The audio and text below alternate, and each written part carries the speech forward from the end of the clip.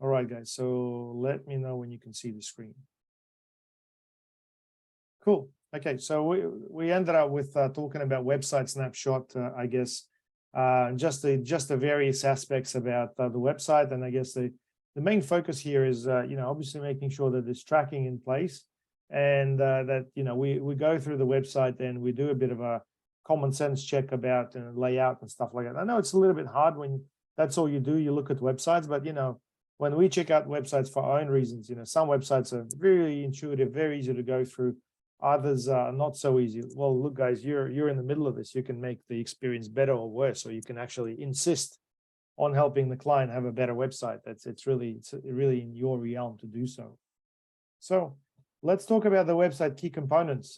Specifically, I know some of you guys would be like, hey, I'm not very creative. Can you give me some solid things? So Grisha, here we go. Here's some stuff specifically for you. So clear message, first of all, brand, services, and geographical presence. So whenever we talk about the brand's a really big subject overall, and there's companies that just do brand advertising and they're charging a lot more than us. But in reality, it's more about, does the brand really reflect what the business is and what it does? Does the brand sort of speak for itself? So if a business is called Advanced Decking, does that sort of mean that they actually do patios? Does that mean that they're builders? Does that mean other things? Or is there some other information on the website that actually helps to support that information, make it crystal clear? Because sometimes it's just not like that. And we could potentially turn things around by having this information addressed in the first place and avoid all the future confusion. Where is this business, where is this business present? Where is it targeting? Because you'll find that in a lot of the places, specifically, there are a lot of different suburbs. So I was actually doing some research, and let me just show you this on my screen. Dentist Belmont, for example. I was doing some research for Central Dentist in Galpa, and Belmont came up as one of the suburbs they want to target. So that's all good and well. Belmont Village Dental, one of their competitors, is around the corner from Central Dentist in Galpa.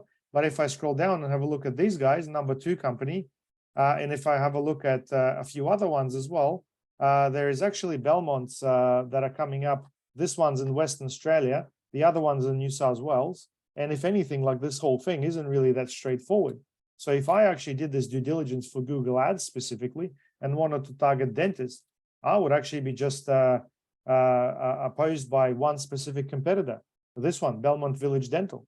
And if I was doing Central Dentist in Gallup in this particular suburb, I wouldn't be competing with anybody else except for this particular one. I think, in my opinion, that is a huge opportunity in order to do better specifically for this customer. Does that make sense? Yeah, so it's about being specific. It's about understanding what other issues there are. There's similar issues with suburbs like Paddington, for example, and I think we learned about it when working with Anna from Paddington Beauty Room. So yeah, I mean, there's Paddington in Brisbane. I'm pretty sure there's Paddington somewhere else as well, but she was specifically in Sydney. So above the fold side of things, does everyone understand above the fold and what should be there? Can somebody help me and explain what above the fold is? Any volunteers? The bit at the top that you can see without having to scroll down at all. That's right. And that's on the desktop. So on the mobile, it's a different story. There is obviously above the fold as well. However, on the mobile, it's a little different because information is crunched down and the size of the screen plays a big role. Whereas more or less on the desktop, it's a similar sort of thing. So thanks for that, Adam. Offer. Does the website have an offer? Or is there something like new patient offer for a dentist? Is there something like money back guarantee, price beat guarantee? Is there something like get a free on-site estimate or something like that? Is there an offer of some sort? If there isn't, well, why isn't there? Because otherwise it's just going to be a plain one. We're either going to be like Build a Brisbane, or there'd be like a Build a Brisbane start with a free consultation to design your dream home. Which one would you prefer? One sort of explains to you what the next step is, and that there is actually a buffer of a free conversation before you engage somebody else. And let's be real here. Sometimes you just don't know what's involved. So a lot of the time, people will be taking their sweet time to pull the trigger and then doing their research before they actually do anything else. Call to action. When you fill out a form and it says, request a consultation, book a quote, and some stuff like that, that really makes a big difference. It's 5 to 10% of a difference instead of using the button with the subject submit. And if you're asking people overall what to do something, it needs to be all connected. Request a free quote. Don't just go, like message us now or something like. It's got to be connected to something. It's got to be connected to the offer, preferably. Social proof. Does the website have testimonials? Does the website have reviews? Does the website have something that makes it a little bit more real, that people have used it in the past? Case studies, for example. We all obviously spoke about people behind the business. Hey, one of the things that people love seeing on our website is our friendly faces. Like, hey, I hear Gregory all the time. That's what he actually looks like. Very, very good to know. So if I meet him, I'd be able to say hi to him on the street and so on. So there's things like that. And is the website complete? Because sometimes it doesn't look completed. There could be some other stuff as well. And this used to be an issue a few years ago. And luckily, the web team has been able to resolve it. The issue was you go and create a website, and then you create, then you leave some blog post with lorem ipsum in it, hoping that the clients can understand that this is what a blog looks like, and they have to go and complete it. But you know what? They never do it. And as a result, it looks like on the website, there is some, weird information. And worse than that, it's got like, oh, it's a post from 2016. So someone had it on the website since 2016. That's the alarming point. So would you think that that business is real or not? Because recently I've heard this feedback about, hey, I'm going to go check out the social media for these people to read the reviews and see if they had any posts recently. Because if they hadn't anything in the last 2 weeks, I reckon that business has probably gone under or something wrong with it. Like everyone's on social media, right? So imagine that on the website, you've got a post that's got lorem ipsum on it, dated like 8 years ago. How would you feel about that? If you're doing that thorough research about engaging a builder, or I don't know, someone who's going to charge you 4, 5, 6 figure for whatever it is that you're buying, would you buy from them? That's the question for you. Would you really do the due diligence and check everything before you just inquire, or you just really don't give a shit about everything? You're just going to inquire. Like, what do you guys think? Would that contribute? Because we're talking about perhaps like 100-point system, and each one of these things is going to be 5 points here, 10 points here, 1 point over here. And overall, if we're not at 100 points, our reviews, our brand, our incomplete information, our call to action, we're basically going to end up with a very slim chance. Even with the best marketing ever, we're going to have less of a chance to get the inquiries. Does that make sense? I mean, who would like to have a crack at potentially putting together like this 100-point system with the aspects of the website that could potentially help us, add the things? Because I can tell you that about 10% at least is impacted by testimonials and social proof. So if you've got a website that's got nothing like that, that's got a 10% chance of lesser conversion as opposed to a website that's got that. That's pretty cool. Yeah, well, I'm probably happy to make something up if you can give me all the points. Well, you've got ChatGPT. If you're able to put together a precise enough request based on the things that we need, you can have a look at the landing page checklist on our existing website. That's got 90% of the things that you need. If you just Google up landing page checklist, your YEWS solutions, and basically just summarize a few of the things from this presentation, I'm pretty sure you're going to be like almost there with the mercy of ChatGPT and its mood today. Happy to give a crack.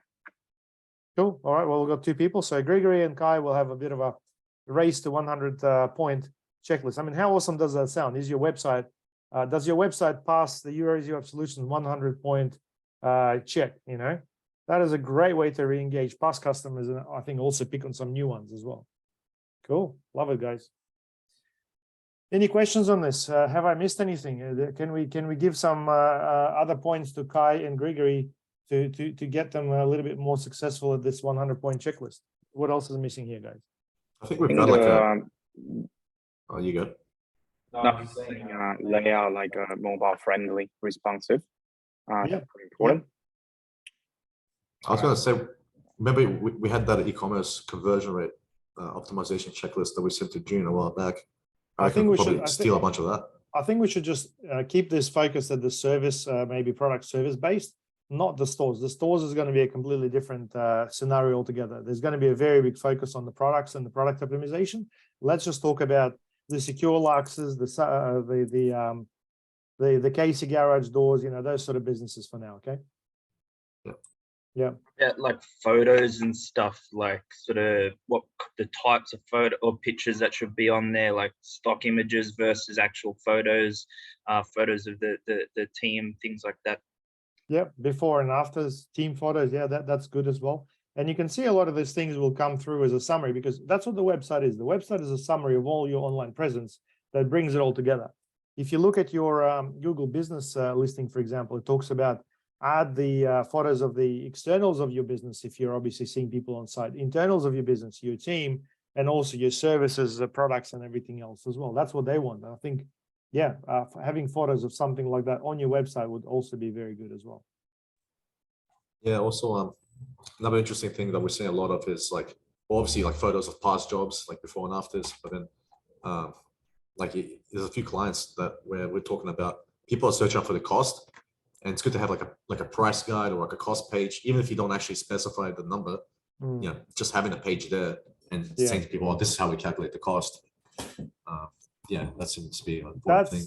That's a really good tip in terms of the SEO side of things, in terms of the cost indication, because a lot of people will Google up for something like, how much do you charge? And they want to know your fees. And if you, rather than sort of answering the question, giving them a price list, go with something like, this is what's factored in the price, and then please make sure you consider us. Because what you want to do, you want to give people the information that the price isn't as simple as they think, especially with a service. Just think about it. Okay, shipping containers is a shipping container, its condition, its availability, its delivery, and then from there, basically anything else to do with the specifics of what the customer actually needs. Do they need it to be delivered and installed a certain way? There's a lot of variables there, guys. If you're like, otherwise, if it's like, how much is it for a 20-foot container? Well, it's this much.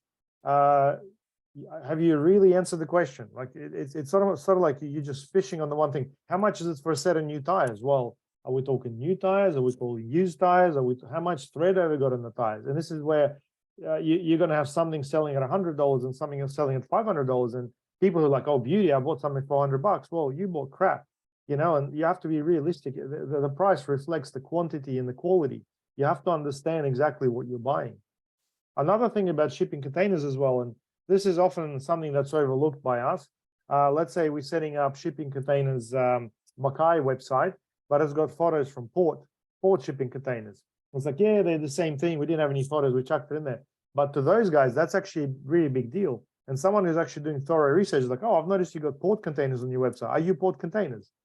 And the port containers and shipping containers and SCR are like that. They want to kill each other. They're at each other's throat. So it's almost like, Max, you know, we have to go through their website and really get rid of all the port stuff.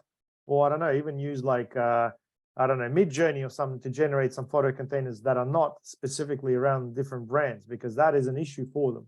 And we just don't know how critical it is, because if the brand was, let's say, Sandvik or something that's a logistical company, and you guys wouldn't know this information, it's like, who cares? You know, this is a Sandvik container that's been used by a logistical company, you buy it, that's it.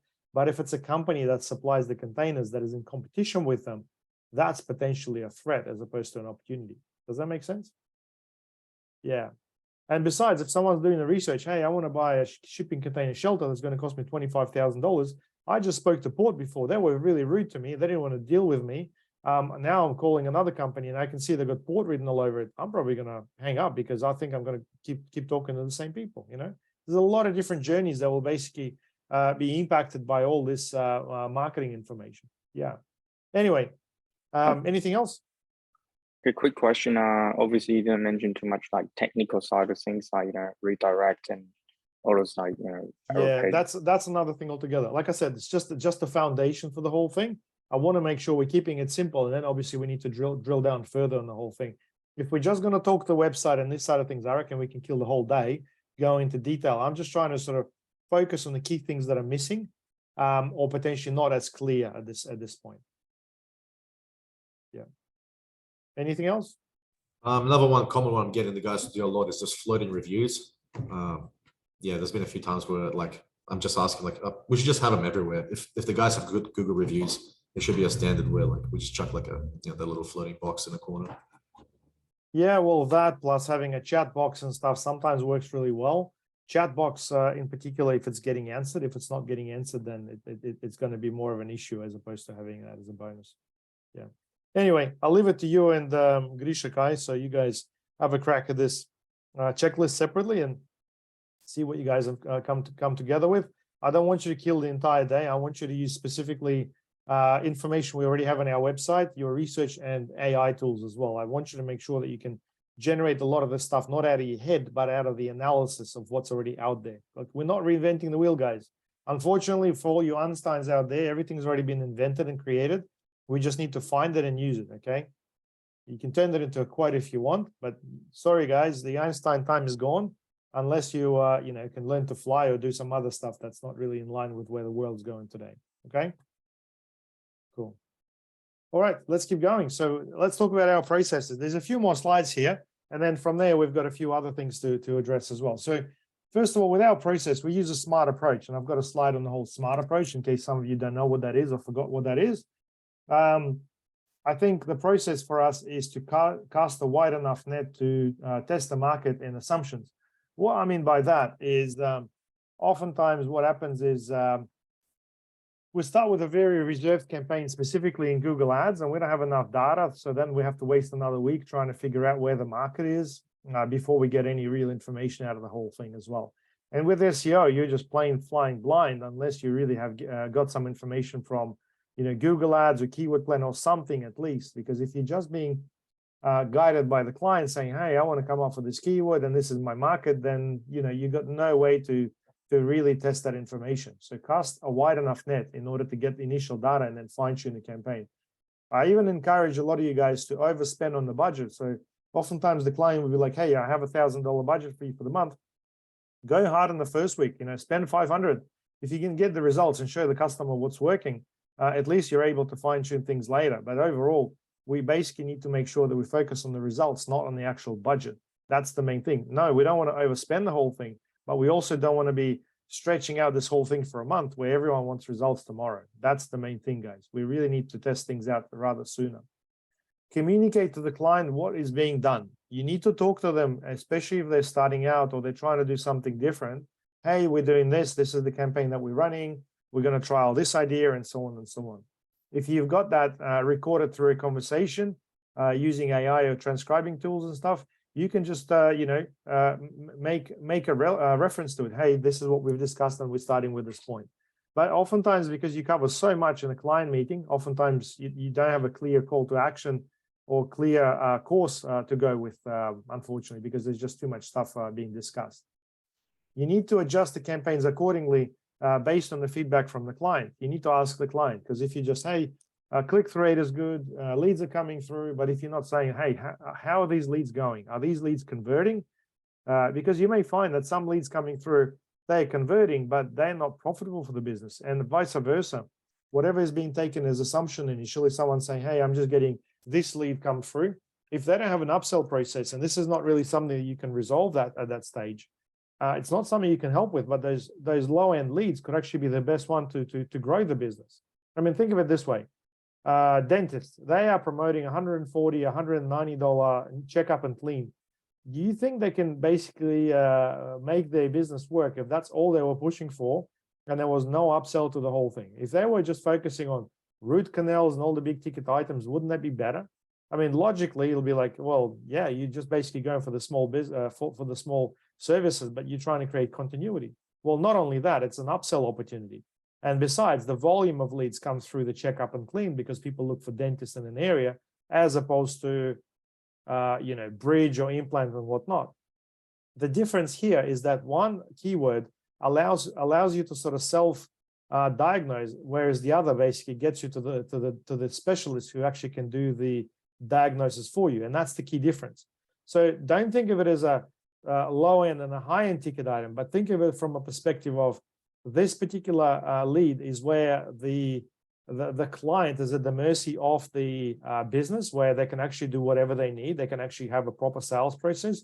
Whereas the other, the client's asking a very specific questions. Hey, I need a quote for an implant on my, you know, tooth number 3 top or whatever. And if you think about that, the client must have done so much research, already come with that information.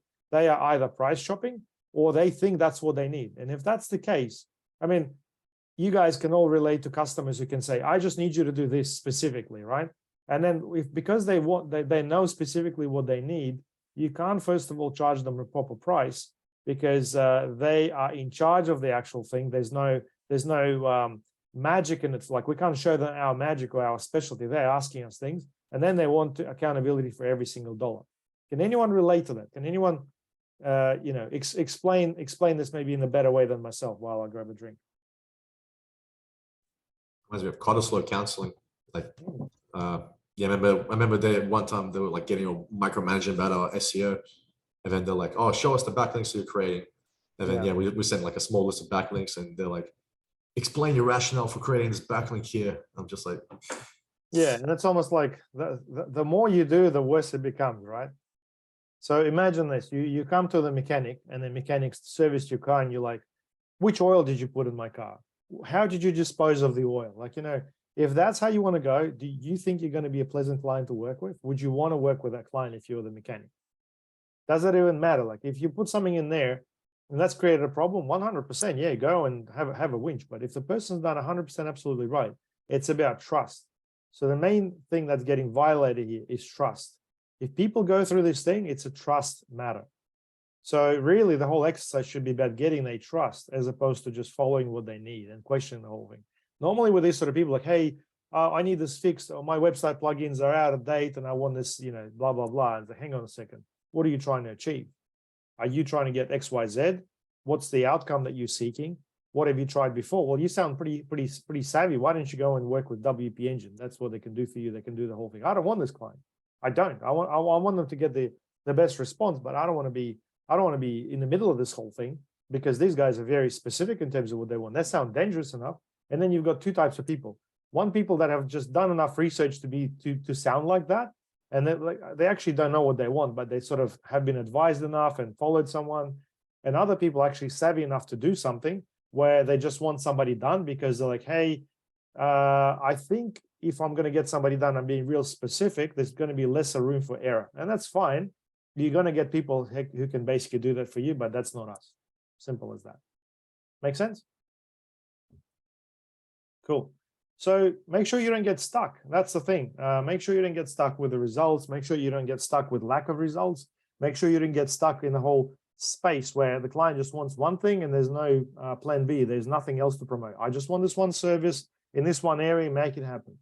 If you get stuck there, guys, well, it's very difficult to get out of something like that. There's only so much you can do. You got to consider the external factors. And this is where we are today. We are today where interest rates have been going up for what, 11 months or something like that. And then they put them on hold. What that basically means that people having to pay more for their mortgages and stuff. The cost of living has gone up. The cost of fuel has gone up. And the world has changed quite a fair bit since COVID, where people were sitting at home a lot, then started spending crazy amounts of money on holidays and stuff. And now they're pulling back on everything and reconsidering things. So they need more reasons to pull out their wallet.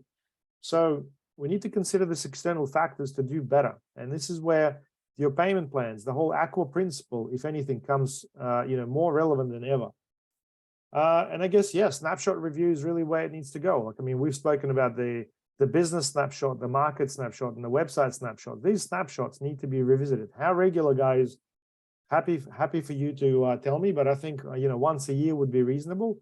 For bigger businesses, potentially a little bit more frequent. But it's got to come at a cost to the customer. We can't just do this because we're nice people and trying to do the best. I mean, a lot of people wouldn't even do anything without without charging for it.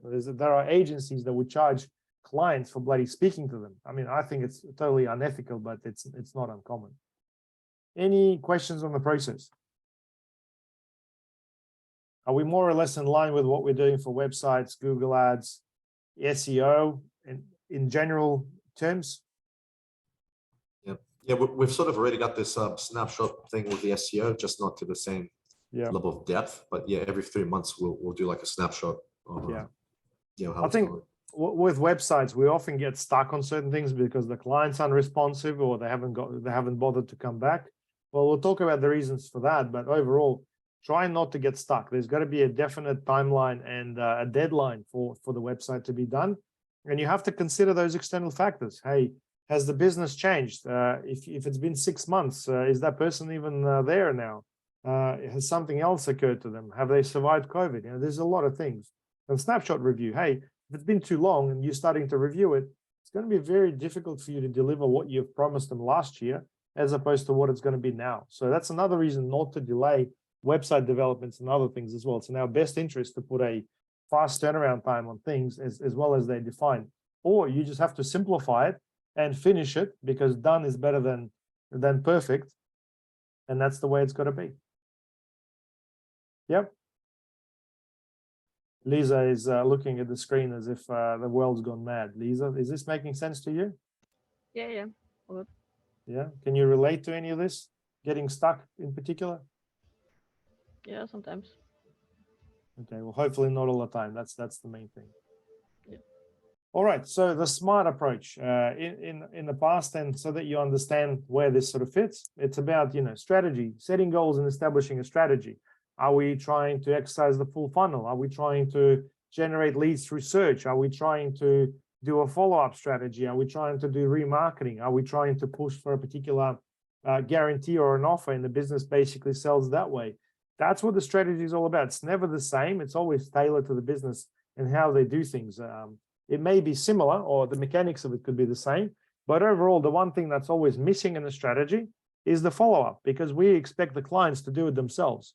I think we absolutely must have the email marketing enforced onto all of our clients, and especially on their forms, in order to follow up those inquiries as they're coming through. In the past, there was a really simple thing, and I'm really considering to send out an email blast to just do a very simple upsell. And sorry, Lida, this is going to create a bit of a pressure on you, but if there was a simple three-way email follow-up, hey, you know, thank you for sending your request will be with you shortly, you know, just basically give them a turnaround time and letting them know that the message has been received.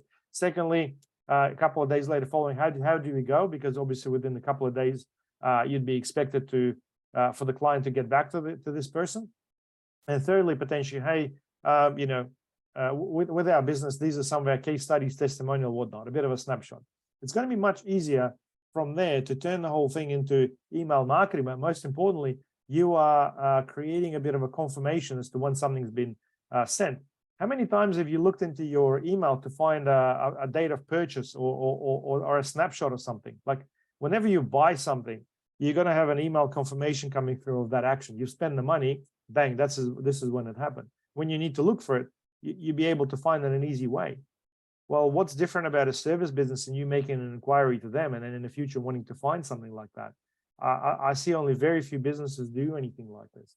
And if anything, we're missing out on an opportunity to start any email marketing in the future with something like that. Whether you use MailChimp or ActiveCampaign, or even use just WordPress basic automation through Gravity Forms, you know, this stuff is relatively easy to deliver. Message, create a tailored message and offers for your target market. Well, this is always what we've been doing through the landing pages. And I'd say, you know, 80% of the time it works really well. If the process is complicated, then it's better to use a website, because there's other things that people want to look at, you know, your team and everything else. And having said that, you can always refine your landing page to include a lot more specific things. Attract, get new leads and make them, take them through the sales process. So this is what we're trying to do with our marketing campaigns. Like, we're not just running campaigns, we are attracting new people. Review the strategy, marketing and the sales process. This is where we go back and forth with the people. And I feel like with what we're doing right now, we're sort of like, strategy is there, message is there, campaigns are there, the attract is there, and the R is something like, yeah, we touched on that, but then it's just got shoved aside. So reviewing the strategy is really something that we need to do. And within the SEA meetings, if something's not working with that initial thing, even if you must be getting the best metrics on your Google Ads campaigns, we need to touch on this and saying, hey, this strategy isn't working to deliver the results, because we guys focus on results. For us, it's about the results at the end of the day. It's not about clicks. It's not about engagement rates. It's about the results, which are the leads that are coming through. And finally, tweak, improve the campaigns and test new avenues. We have to keep doing that, because if we don't get down to that, we just get stuck in that same formula. And unfortunately, I think the majority of our clients, because they're small, because they're very consistent, we're talking about, you know, Bristol inspections, Casey garage doors and the likes, where things have just basically been stuck and going in the same way. we really need to make sure we can do better. Otherwise, we've got no way to come up with a competitive advantage, and it's only a matter of time until these people stop advertising or go elsewhere. We really can't have that happen. The trust is already there. Does that make sense? I mean, is this clear to you what we're doing? I know for the SEM team, we sort of spend more time on this, but does this make sense to everybody else? Yeah, I think with websites in particular, potentially the strategy side of things needs to be defined a little bit more. And you guys have to think about this as a whole. Someone comes in for the website and they want to get the website done. We want to find opportunities to be able to start the conversation with the marketing team. And from there, if we start picking on the strategy and there is no strategy, that's a good conversation opener. Do we want to do it for everybody? No, not everyone's our client. And while some people may want to get their website done, like, you know, through Phoebe and Felicity, they've got a completely different strategy. Fine. With our own people, I think we gotta work a little bit harder through this and define this thing. And then, you know, you got to start somewhere. You can't expect each strategy to work and be awesome. This is where you got to review the whole thing. And the review really comes in when people sometimes send us their accounts for review. You can look at it and say, hey, what you're executing isn't working not because of the account. And let's be real. Right now, the account side of things is probably the least of the worries as to how it's set up. Yes, some things may be missed, some things could be automated, but in a nutshell, it's really the strategy, or it's really the actual idea behind what they're pushing. Would you agree, guys? What about the sales process? How do you, like, does that fit into that conversation here? Well, 100%. I mean, initially we have a chat to people about their sales process. Like, how do they actually acquire leads? Is it a consultation? Is it a free quote? If that, how quick does that happen? Is it same day quote as that selling point? Because there's just a few things that you can add into the website that makes things just a little bit better for the customer. But you need to extract them from the business owner first, because they do things in a very, very specific way.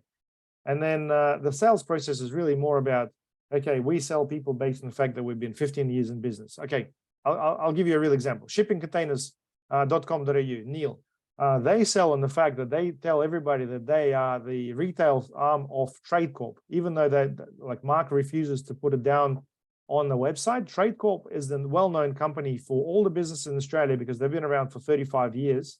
And they do B2B. They sell containers to other container companies and logistics and ports. So whenever they say shippingcontainers.com.au or shipping container leasing is the retail arm of Trade Corp, straight away, that's a known brand. It's almost like you, Max, saying if you're selling Apple computers, you could say I'm an authorized Apple reseller. That's what that means pretty much.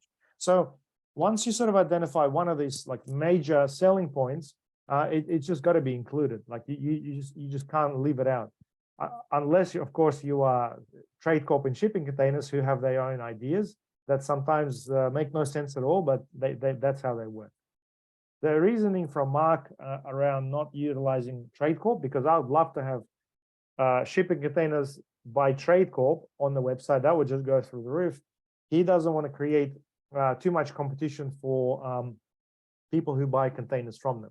80% of the people selling containers in the country buy from Trade Corp. So they pretty much a monopoly to the market. They do make a lot of money though by selling containers directly themselves. It is a massive, massive market, guys. We're talking about $100 million just them through shipping containers, and they probably double that through all the other avenues as well. Massive, absolutely amazing. Is this all good, guys? Yep. All right. Yep, all good. So issues with a smart process. So the strategy may expire. As we've learned many times, the strategy doesn't last forever. It needs a bit of a tweak every now and again. Website driven, whatever is on the website will be used as the absolute truth. So what I mean by that, if you just use Google to do ads and to push for things with a dynamic side of things, like whatever's on the website is going to be website driven, which is why our websites really need to be better. They really need to be spruced up. They really need to factor in the marketing and all this stuff as well.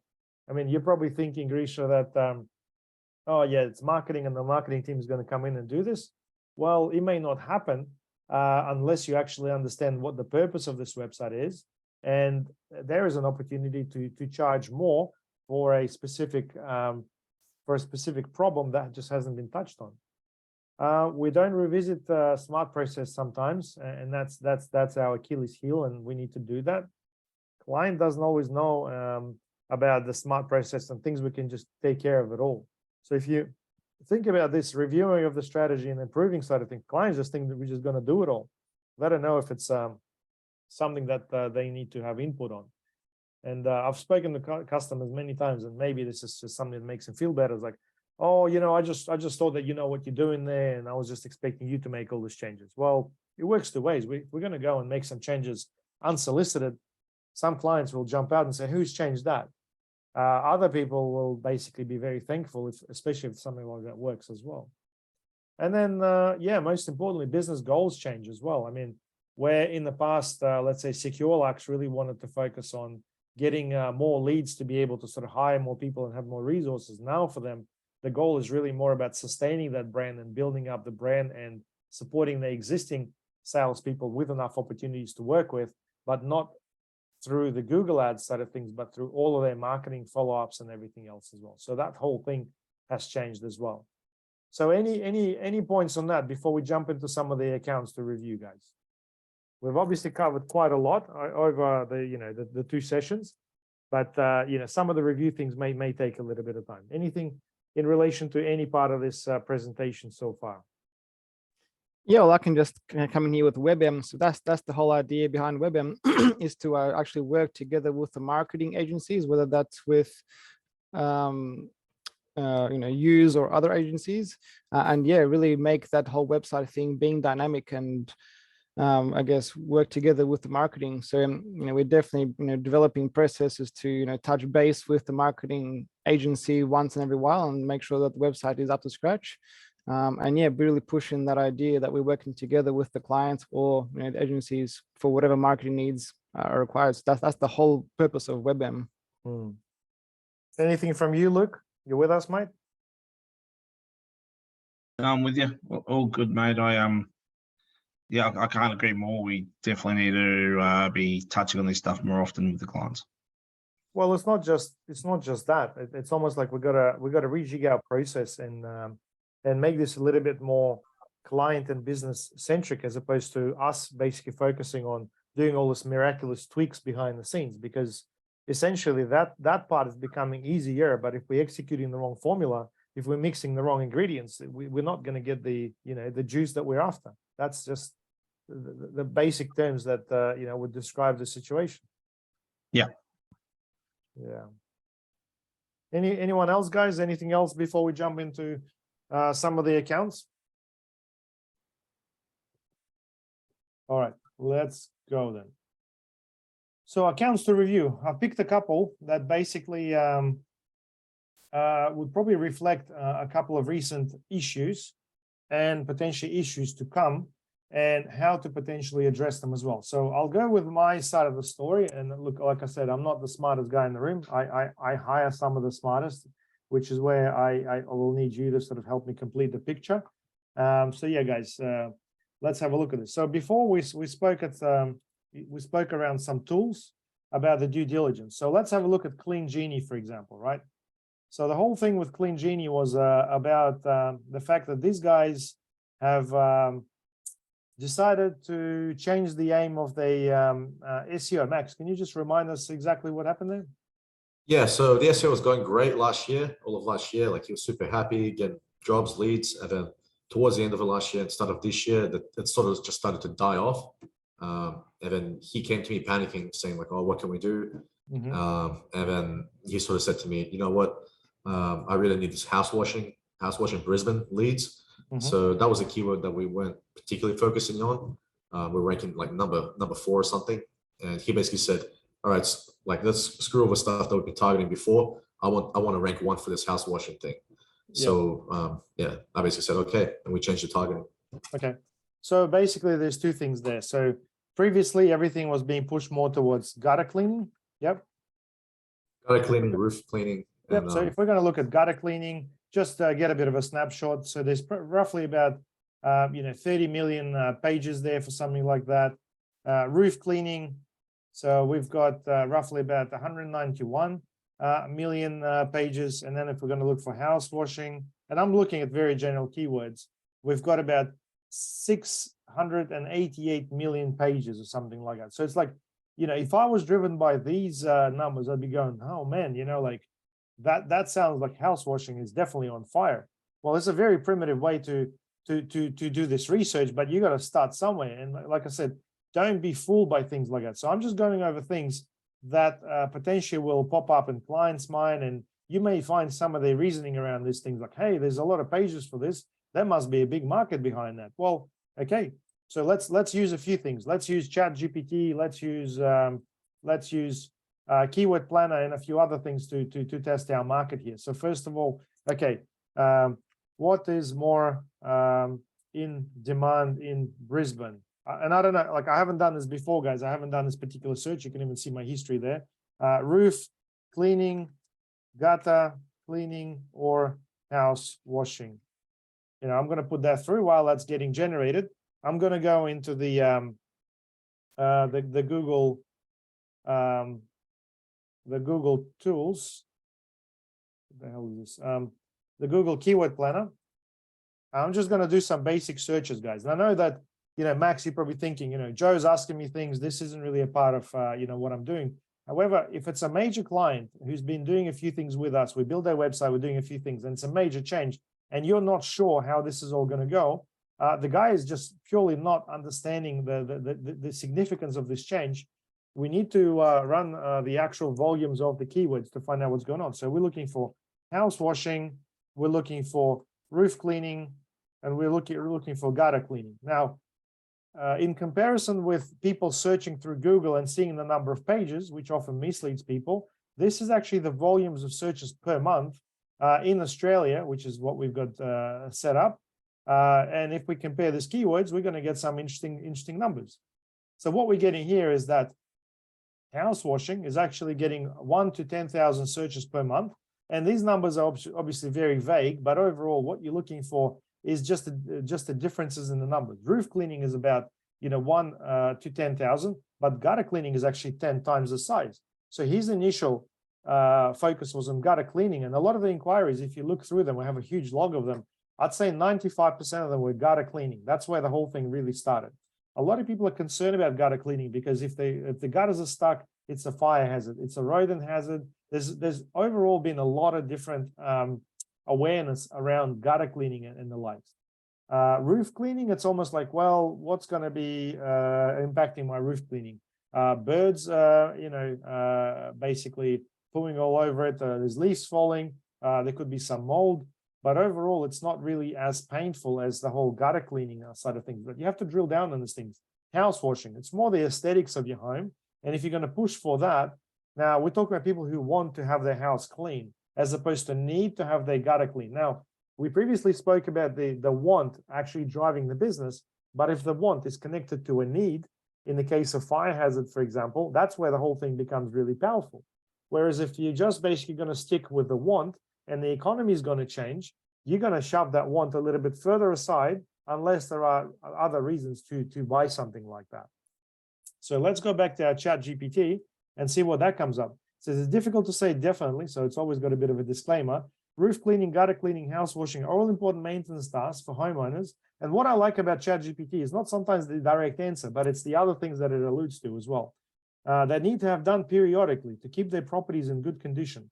Factors that could influence which service is more in demand in any given time might include weather conditions. Okay, has there been any weather conditions? Well, not recently, last year. Seasonal factors, property types. So what sort of types are we talking about? Marketing efforts. Companies that specialize in one of these services may focus their marketing efforts on specific areas or demographics, which could influence consumer demands in those areas. Well, that's an interesting point. So if I had this information, I could potentially come back to Joe and ask them better question. What are the seasonal factors that are affecting? What are property types that are you servicing? What are the weather conditions that we should focus on as well? Because you could do a better landing page based on these things as well. But overall, it says it's difficult to sort of determine, but it's actually presented me with some interesting ideas. Okay, so who would be an ideal client for this sort of business? So let's say we don't know anything about this business. But first of all, homeowners. Hey, here we go. that's a very big decision maker, because if anyone's looking for gutter cleaning or anything like that, unless they're homeowner, they're probably not going to be a very good customer. We could refine things based specifically on that, or we could add some copy to it. Real estate agents, well, that's a B2B strategy. We can't influence too much, but if we basically added something like, we work with Ray White, we work with Harcourts or whatever, that could potentially sweeten things a little bit more. Property management companies. Okay, so what's that all about? So we could potentially have another avenue here altogether. So what I'm saying is, this basic research gives us enough pointers to be able to understand the bigger problem, or how the business is specifically positioned. But as you can see straight away, we have identified that ideally we're after homeowners. So just to summarize with what we've covered so far, in terms of looking at the keyword planner in the chat GPT, we have outlined that the biggest issue here is that Joe has decided to go for a much less in-demand house washing service, as opposed to something that's got a big trend. And then we really need to talk to them about the I guess the fear factors or the pain points that actually drives the decision making. Because while someone may not want to have their house washed if their money is tight, they definitely want to get their gutters clean because of all the consequences that may occur as well. Does that make sense? Is that making sense to you so far, guys? Okay, now let's drill down a little bit further, and then we'll discuss. So here is this tool called speakingsane.com. I just found that it's basically connected to Australian Bureau of Statistics. But let's say Joe wants to go for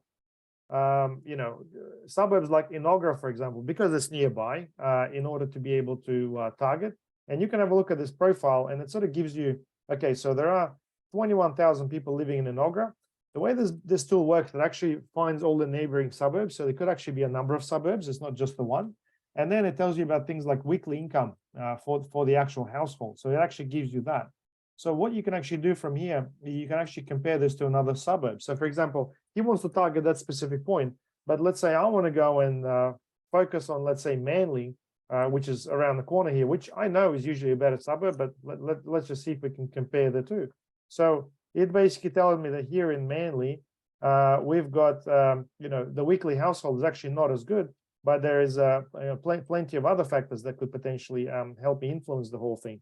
We can have a look at people owning, renting, and so on and so on. So you may find some interesting things, like there's a higher percentage of people owning the properties. There are people of a certain background, people who are married, and so on and so on. If this can help us sort of shape a better conversation, we really need to factor these things in. But just saying, hey, let's target a 10-kilometer radius around Inogra because that's convenient for me, doesn't mean that business is gonna convert as well. Now, also, if we're doing better research to this, there's this tool called 2 kilometers from home. You could potentially search for a place like, here we go. It's a little bit crazy, but I'm pretty sure I should be able to drop something. So let's say if I'm looking at a 10-kilometer radius, and I'm going to drop a pin, let's say over here. Oh, that's close enough. Inogra, here we go. Me knowing Brisbane, you can pretty much see all the suburbs that sort of fit into this area. So you can straight away sort of check this. What I like about it is you can actually send this to the client and actually get them to review certain suburbs and say, oh yeah, that one we don't want, anything above the river. You're going to have a better conversation with them by being able to give them a visual, specifically what they want. Otherwise, they have their own idea about the area. You've got your own, and then the reality is completely different. I mean, I personally think that just focusing on the one area for a business is a bit dangerous, because you're sort of at the mercy of the demographics and what's happening there. But at the same time, even with this vicinity, you're going to have very different suburbs with very different profiles. So the geographics, the income levels, the populations and so on would definitely be very different. So let's discuss, guys. What do you think? What do you think about these tools? What do you think about what we've done so far? Could this have helped us sort of overcome some problems if we were to follow this very basic research, which is probably taking, what, 5 minutes, 7 minutes? Yeah, well, for sure. I mean, I'm always looking at this in terms of just like automating, systemizing. So yeah, it's like you can get a checklist, call the client when you onboard them, fill it all in, and you chuck it into ChatGPT, be like, come put this into a one-page marketing plan, copy and paste it to HubSpot. It could be as easy as that, I'm thinking. Okay. Anything else here that would have really helped us with a few other things as well? You're breaking up. We couldn't hear you now. Can you guys hear me now? Yep, Hello? all good. Yes. So out of this whole presentation, is there something else that would have made things a little bit better for Clean Genie and where they are right now? What else could we have done in order to get them a better result now?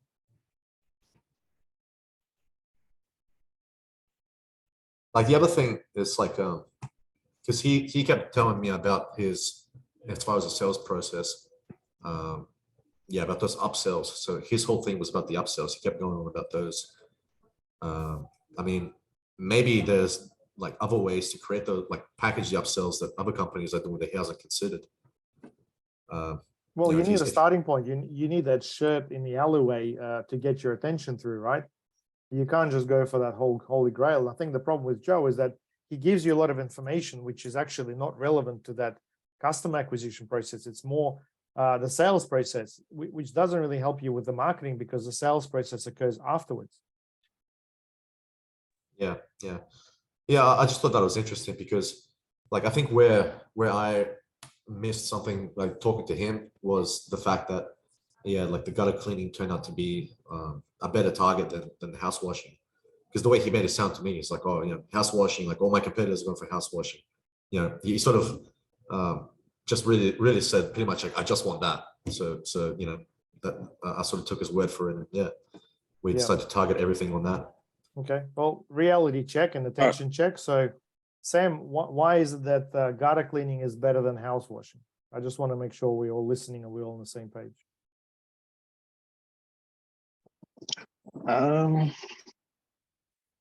It seasonal change. Is that what we're talking about here? Seasonal change. Why is gutter cleaning a better avenue as opposed to house washing overall?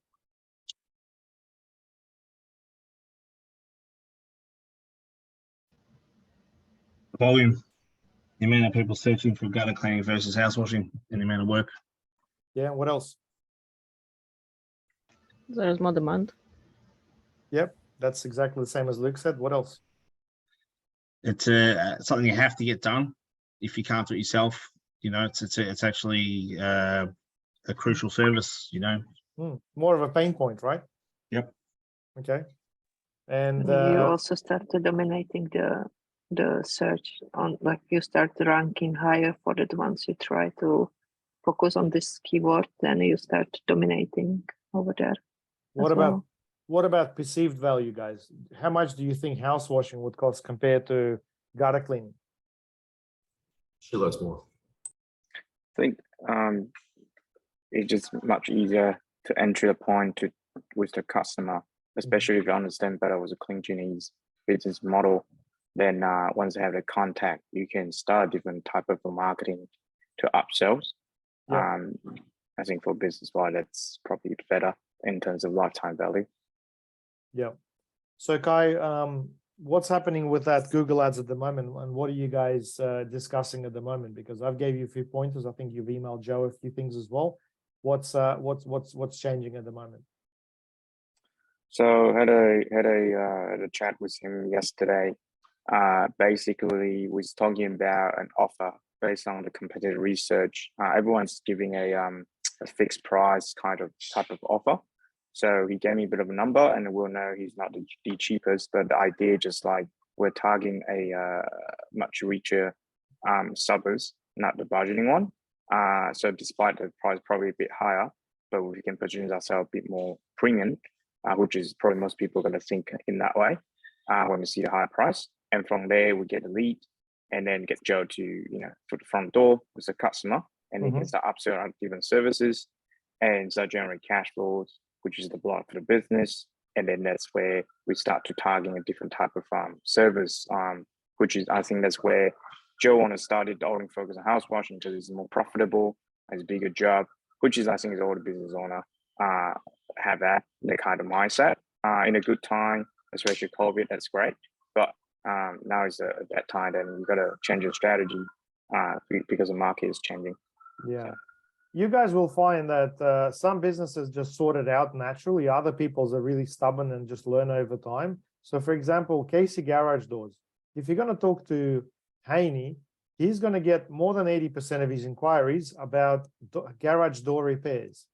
So guess what's going to happen with those garage doors if eventually they stop working or they're not fixable? They're gonna have to get a new garage door, right?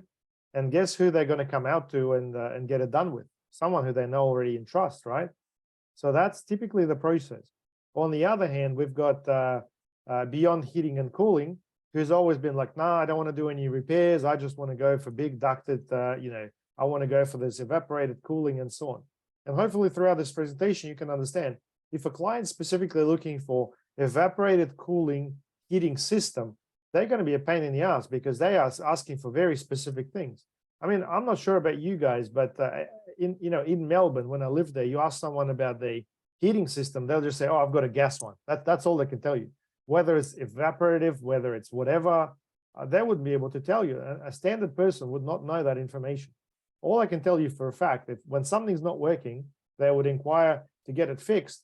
And if the person coming out will say, look, this system is cooked, you need a new one, you'll probably have a pretty good chance of potentially having a crack at quoting for that system. Whether you want to do it or not, whether that's a part of the process or the market is really big, so you don't care about, you just want to go for the big services, is a different agenda. But overall, the flow goes like that. Hey, you're going to go and talk to a mechanic about your, I don't know, your Volkswagen engine falling through the floor. It needs a new engine. You came in to service that thing. You're probably going to say, hey, can you help me find a new engine? Because you're already there. The guy certainly knows what he's talking about. Are you going to go, oh, thanks very much, mate. I'll drive this can of worms home, and I'm going to try to figure out someone who can come and pick it up and so on. Just think about it, guys. It's not going to happen, right? The flow is not there. Like, you will try to get that person to sort it out, and you're in for an upsell, but you then are being guided by this person through a process in order to do what? Resolve the problem, address your frustration. It's a cold home, you need a heating solution. Your car is not going, you need a new car or you need a repair. That's how it goes. And I think it's very important to understand these things and be able to communicate it with the client. Otherwise, we're making things very complicated for us and then the client as well. So yeah, that's that. Now, let's quickly have a look at SCR and then Crestmead, and then if there's anything else, we'll have a look at it as well. Now, SCR. The issue with SCR is that SCR is obviously shipping containers up in Mackay, servicing the region, has a very old website and so on. And if we're just going to go and take everything for granted, which is something we've been doing for a long time, but luckily it's been working, the whole thing is doomed to fail. So we have to be really, really specific. First of all, the business is called Shipping Container Rentals. Now, if you're buying something, if you're buying a new car, would you go to Hertz? Would you go to Europe Car? Would you go to, I don't know, Able Truck Hire? I mean, really, guys, like, there's a brand that represents something that doesn't quite deliver on the actual query that you're after. Does that sort of, does that catch your eye? Does that catch your attention? Yeah. So if we were just to go with this logic, this business isn't going to work, but luckily it works, and it's for two reasons. First of all, there aren't a lot of companies up in Mackay who actually sell containers, and these guys overall have got a bit of a reputation. So luckily, that's the reason why it's been working. Secondly, these guys also do modified containers, shelters, and so on. So the brand doesn't quite deliver that, which is something that we are addressing. Secondly, if we're going to use our chat GPT for SCR and just basically ask it some basic question: who's an ideal client? This is for Joe. Who's the ideal client for port shipping containers? Because I tried to run SCR and it didn't have enough information, so I thought I run it through port just to find out what's happening and how ChatGPT would read the information. Surely it's got enough data on the port, and it says that port shipping containers, generally speaking, clients who are in need of shipping container for various purposes, such as storage, transportation, and modification of specialized applications. Storage, transportation, and modification. These are the things that, like, why people search for containers. We normally just push for sales or rentals or just storage. I mean, Marks at the moment is in the process of buying removals company in Bathurst because they actually want to tap into this market. So that's interesting. It's interesting that this thing pulls it out. Modification specialized application. These clients could be individuals, small businesses, or large corporation with various industries such as construction, mining, agriculture, retail, and events. What do we know about Mackay? Well, that's the center of Australian mining, coal mining in particular. Do you think that those people will be searching actively for containers online? Probably not as much as people asking someone who knows someone who does that. So email marketing has been one thing that's actually worked okay since we launched it, but there's obviously could be some improvements done. Port shipping containers may focus on building long-term relationship with their clients by providing high-quality, durable, cost-effective solutions. Additionally, they may want to target clients who have value sustainability, eco-friendliness, and so on and so on. And say shipping containers offers repurpose and refurbished containers as an alternative to new ones. Wow, well, that's pretty cool. I mean, that's not really something we push for, but do you reckon there is a niche specifically for refurbished or repurposed containers? I'm sure there is, because some people just want a really cheap way to store things as well. So is this giving us a bit of a bit of an idea? Yeah, and yeah, there's a few prompts you can put in for this kind of stuff as well, Alexi. I might like share with you later. But it generates this sort of stuff like the fears, frustrations, desires, all that kind of stuff, based off like all the data that's collected. So even just chucking that in for some of these keywords, that could be useful. Yeah. But even just doing some basic due diligence about container sales, rentals, and shipping container modifications, we can see that the rental side of things is 10 times of the sales. Like a lot of people just want to rent a container, but they got no desire to hold it. Modifications, actually, hang on a second. No, rental is actually 10 times smaller. Sorry, I was actually looking at the numbers wrong. So based on this side of things, we've got a business called Shipping Container Rentals, which appears to only be a tenth of the market in comparison to shipping container sales.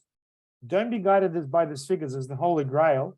They are just an indication of search volume. That's all that is. But if it's like this is 10 times of that, well, that's quite substantial. So I'd be making a big focus towards this and trying to get the business to assist that as well. Excuse me, guys. I got these birds that are just going crazy outside of my window, getting attacked by the nature. Does this make sense so far, guys? Yeah. And then obviously we could do all sorts of comparison. However, clearly, with Mackay, and this is not something you're going to get from any tools. It's mainly a B2B environment. It's whereas Brisbane, Sydney, Melbourne, all the major cities, they're B2C mainly driven. That's what actually makes a search. Mackay and all the smaller towns, they actually are mainly B2B because it's mainly the businesses that are needing them. You're going to get some people searching. That's not a problem, but majority of businesses don't really search as much. They're very idle. Does that make sense? Yeah. Another thing that we need to consider for SCR, and whoever is looking after that account should take this into consideration. You'll often find that companies that are based in Brisbane, like let's say Rio Tinto or anything like that, will be doing searches from Brisbane to find a container company in Mackay for their division there, because that's where they'll be making the decisions from. At the moment, if you're going to look for shipping containers Mackay in Brisbane, you're going to find shipping containers and all the other stuff coming up, but SCR won't come up. So that's something that needs to be considered as well, because the decision making around those mining towns sometimes comes out of the external situations.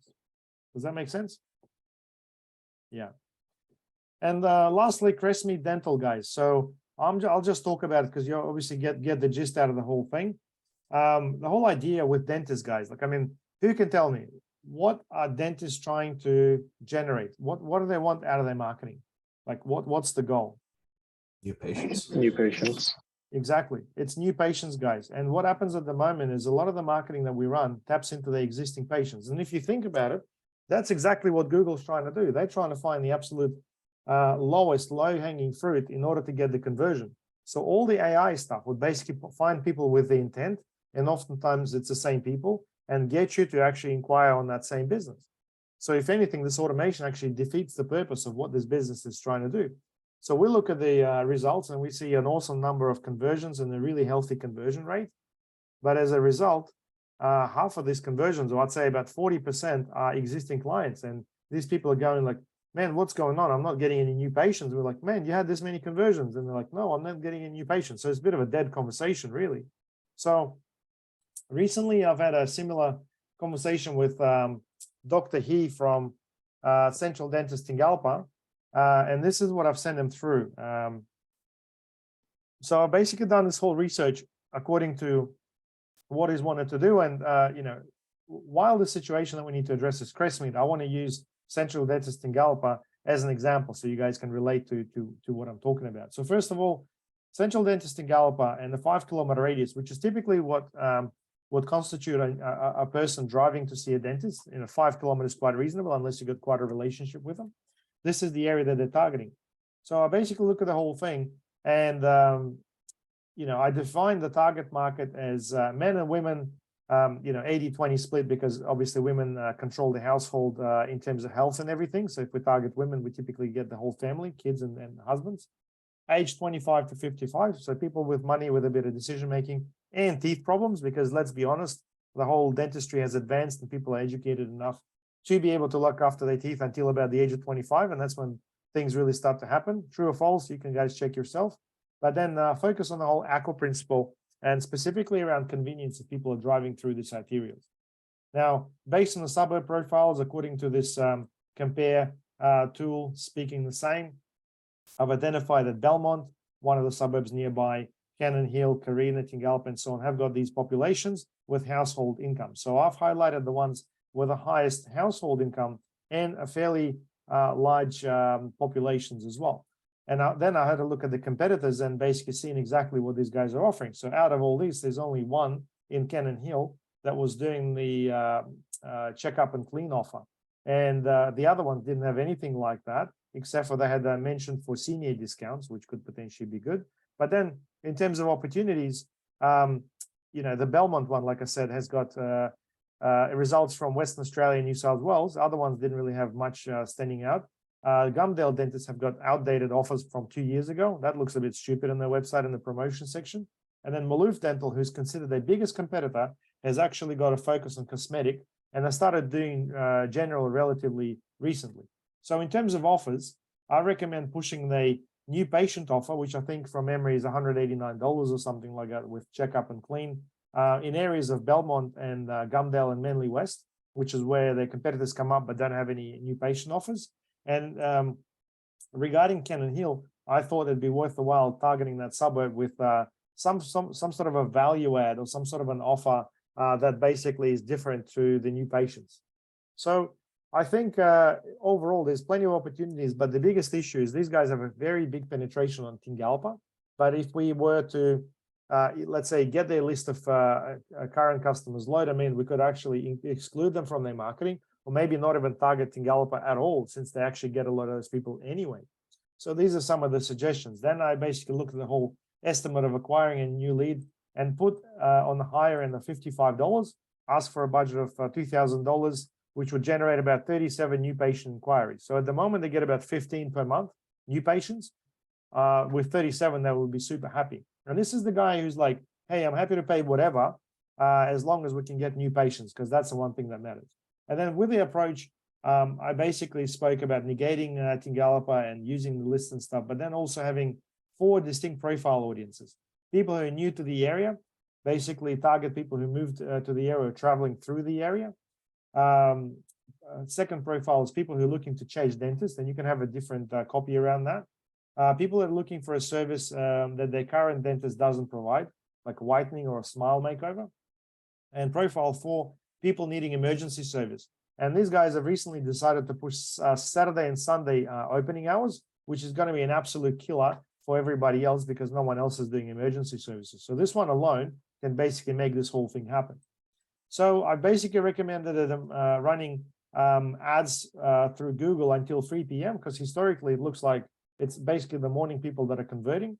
And then in terms of the rest of the budget, using social media and banners, stretch out the awareness. Hey, we are Central Dentist in Galpa. We offer payment plans, teeth whitening, all the solutions as well. Then I've also recorded a short 3-minute video just explaining exactly what I meant there up the top, just to make sure that there's no confusion. And yeah, these are the suggestions that I've made.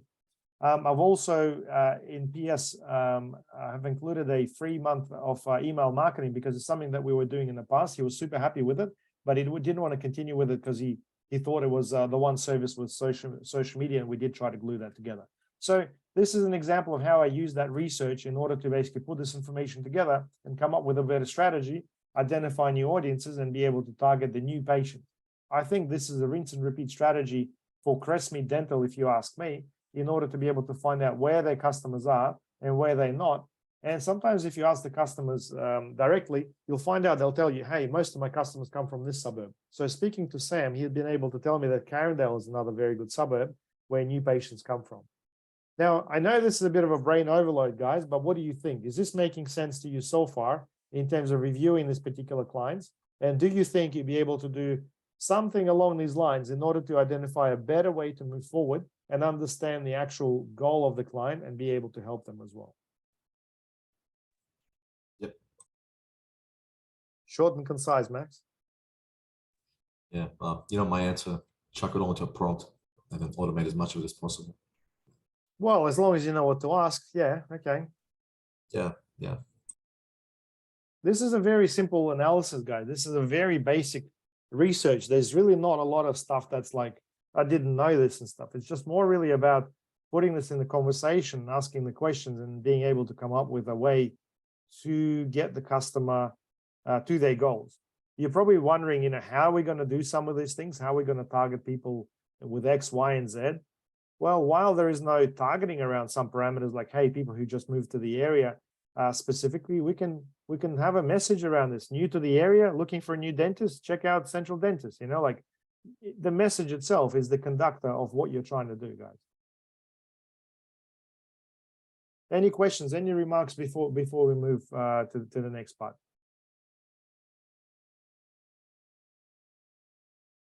Guys, if this is so easy and straightforward, I mean, we really shouldn't be having any issues with any of these accounts. And I've only brought up 3 because they sort of define the general themes of the clients that we work with. But I can think of half a dozen more, guys. Is this going to help you, Sam, refine CU design? Yeah, definitely, especially in terms of their location targeting, because initially they did say they wanted to target specific areas, and that didn't quite work quite well. So we brought in the location targeting. So now would be a good time to review that and see where the customers are actually coming from and which areas we can better target, essentially. Yeah. Well, as you guys can see, it works both ways. Sometimes clients want specific areas, or we want specific areas, and it may not work, which is why you need to zoom in and out. That's how the whole thing works. But you can't just keep going with one thing and not the other. And you can't just go, hey, let's go with the whole place, because you just won't have the budget to be able to do a proper sampling of the data. Does that make sense? Yeah. Luke, is this giving you a few more ideas as to why advanced decking didn't quite work out? Yeah, definitely. Do you want to share? Oh, look, I think doing this sort of thing is crucial for, especially on some of the areas like Gold Coast, where such a fluctuant sort of area where people really seem to respond quickly to things like markets. And I don't know why. Gold Coast has always been a bit funny anyway, I find. Yeah. I was actually suggesting they should try and hit up Brisbane, but they didn't want to do it. They want to drive there into the traffic. So, we'll try and offer our solutions and different ideas. But just look at, for instance, Jamcat, and we should have even looked at their strategy versus what's happening, where the shortfalls. Let's see. This is definitely a campaign which can be working. What's going on? Reviewing it, changing strategies, and then presenting stuff to the client, saying, "Well, this is the trends at the moment." The main reason why this all happened is because we didn't identify the problem early enough. So it's a combined issue for the entire team. It's not your problem, Luke. It's not your Sam. It's neither's fault. It's more about, like, guys, we have to start doing things different. And this is the call. Like, this is a wake up call for us in order to start doing things. Because if we assume that one strategy is going to work for everybody, and these businesses are all the same, and we don't have to worry about all those factors because everything's been working very well, well, that means that we're going to die a slow death. And I think, you know, there's much more time to live. Okay. Cool. All right. Well, I'm sure lots of you are hopefully thinking, hopefully you're not too, you know, much affected by the carbs that you've eaten over lunch. But anyway, let's talk about bottlenecks, guys, because this is really what the whole thing comes down to. So communication, biggest bottleneck with us, and I think everywhere in the world, really. So first of all, let's talk about this common one, and let's make this a bit of an open mic if you want to throw something at me here. Try to email or call the client, but no reply. Is that really okay, guys? Like, I mean, I hear this all the time. Hey, I tried this, I tried that. They didn't reply back, so we just keep going. We just keep chugging along. Everything's okay. Is that okay? Is that acceptable in our case? No, you got to be, I suppose, you know, they're very busy quite often. That's fair enough. But we've really got to try and go outside the box a bit. I usually resort to texting these days if I have to try and get onto someone as well. Yeah. Go that next step. How else can we get that message across? Go visit them. What I personally like is when you send out a proposal using PandaDoc, you get a report when someone opens and reads it. What I also like is recording those Loom videos, because if you're going to send it specifically to one person, you will get a notification when they actually play it as well, or you get basically to see that view, so you know they've watched it. Otherwise, you've got no chance to do it. And those annoying little tools that basically check your email to be opened and so on is a lot of rubbish. And even though if they open it, they may have not have read it. But if it's like, hey, this is a smooth Loom video, watch that. It's a 2-minute video about how things are, what I need from you. You will know whether they watched it or not. We've got a premium account. Is that right, Kai? Under YEWS Analytics, is that correct? Is under use reports. And then talking about email open as well, I think Hotspot, that's a plugin sync with the Gmail, and they'll automatically do that for you as well. Yeah. The other one is I didn't want to bother a client with a silly question. That's a bit of a common one. It's like, hey guys, if you're concerned about, you know, looking stupid or don't want to be that dumb guy asking the question, well, you know what? If you don't ask the question, things will be a lot worse. So that's something I've come across a lot of the times in many different businesses. Made assumptions but didn't confirm. Did that happen to anyone anytime this year? I've made an assumption thinking that this is good or this is right or this is the way it's supposed to be, but I didn't confirm and we just went ahead with that. Yeah.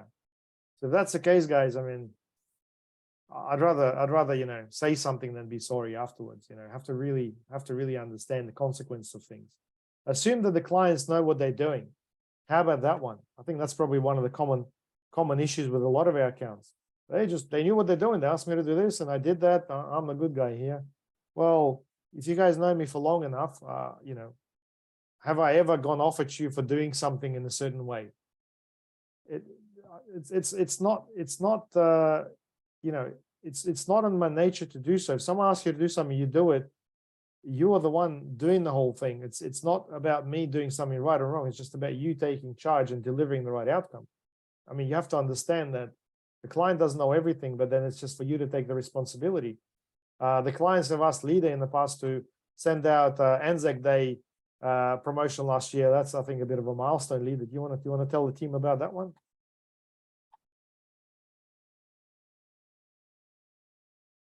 Leader, are you with us? It's not working properly. I thought that we were talking about this so many times already that I think everyone already knows the story. It's not really needed to repeat it, but all right. Yeah. Gian, I wanted to send out the Anzac Day email. I did it, and yeah, it was inappropriate, and yeah, it was a mistake on my end by making assumptions. But I'm sure a lot of people learn from that mistake, Leader. That's why it's important to share something like that. You know, there's a lot of other examples, guys, but overall, you always assume that the client knows what they're doing. They don't. That's the thing. Or if they want to do something, it's not always the right thing to do. Like you're the decider whether this whole thing goes live. And if you're not sure, put up your hand and speak to somebody else. I'll be more than happy to discuss, guys. I don't really get a lot of requests from you to talk about something like that. Now, my favorite one, didn't use reply all when multiple people are copied. So imagine this, we all having a chat over here, and I'm just going to go and, I don't know, kick Luke off this conversation because, I don't know, because I don't like the guy, or I just don't think he should be listening to stuff, or Lida because she's get too upset. She doesn't want to repeat herself and wants to be, you know, really smart in relation to everybody else. Why is it so hard, guys, to use a reply all function when there's more than one person included in the conversation? Do you think it's polite? Like, can you relate to it? We're all having a conversation. What if I just booted everyone but left Max in here because he started the conversation, and you guys can all just, you know, go away? Is that a nice way to go about things? Is that polite? Is that professional?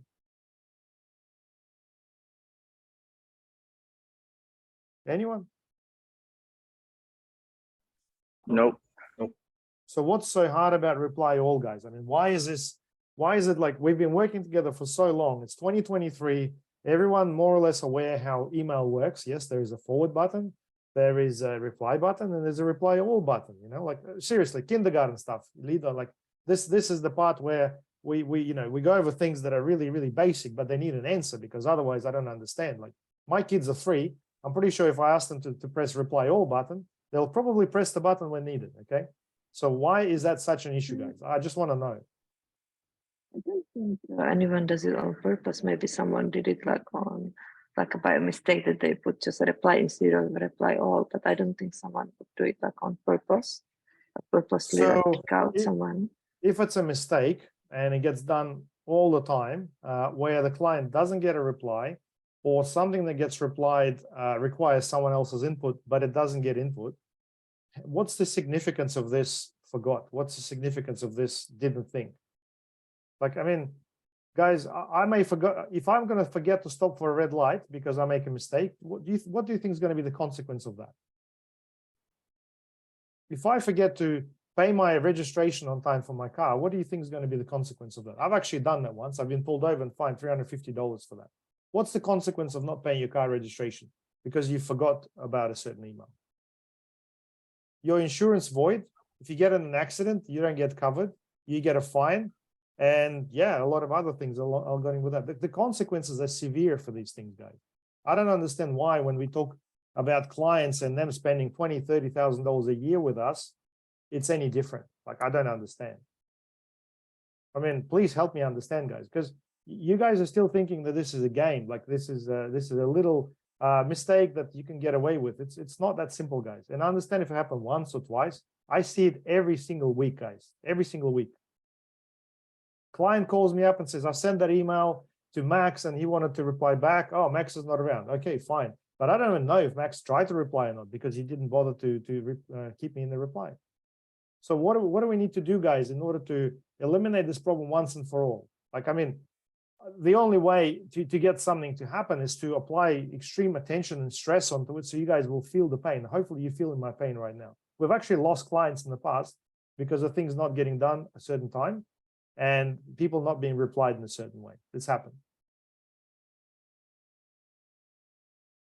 So any suggestions, any promises, any guesses? I've just sent an email to everyone. Google Workspace has a setting with a default behavior. You can change it so that your reply button is by default reply all. That seems to work quite well for me. So maybe we can, you know, if you haven't done that yet, highly suggest and recommend that everyone do that. Great solution, guys. But you need to understand the significance of that, please. Well, yeah, I think like the other thing is like, I guess you need to know who needs to be involved from the first get-go, because often what would happen to me is like I'll get an email from the client where he just emails me and you know, hitting the reply all button because it's only emailed me, it'll just go back to him. And that's understandable. I'm talking more about the conversation where there's been multiple people included and when the reply only occurs to whoever the actual initiator of the reply was. That's my concern.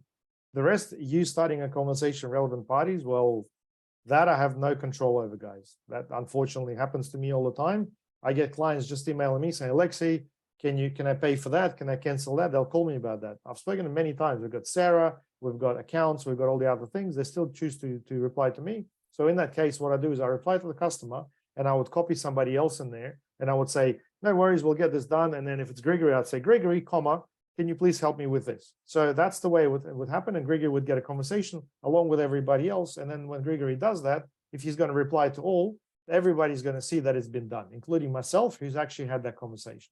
I mean, I'm not trying to football things off to everybody. It's just that I don't have the time, guys, to be able to do this. My day consists of paying bills, chasing up things, making sure we stay on track, analyzing things, talking to the accountants, talking to the partners, listening to feedback, trying to improve things as well, trying to make sales, follow things up as well. Like it's just a roller coaster, guys. If I was there to micromanage every single inquiry, yeah, but I can tell you for a fact, we'd probably have an extra 5% in satisfaction rate if we use the reply all. 5%, guys, you know, seriously, quite substantial. So next time you're replying and you just spend 1 second, guys, to think, you know, what's it going to be? Is it going to be a reply or is it going to be a reply all? Please. That will save us all a lot of stress. Okay. I hope you get the point. Bottlenecks. I'm number one bottleneck right here, guys. And, you know, I'm busy and you often don't want to trouble me. In fact, a lot of things don't happen because like, hey, Alexei, you're busy. And yeah, that's what I'm doing. I'm in business. I'm in business 4 times, guys, with 4 businesses. I'm 4 times busy than what I probably should be. But it doesn't mean that if there's a problem or something that you're not sure about for you not to trouble me. I've got a lot of you guys not coming to me altogether, while other people, you know, love to have a chat, and I can guarantee you they're doing a lot better. Who do you reckon is the number one person in the company who approaches me the most, who's probably doing the best? Have a guess.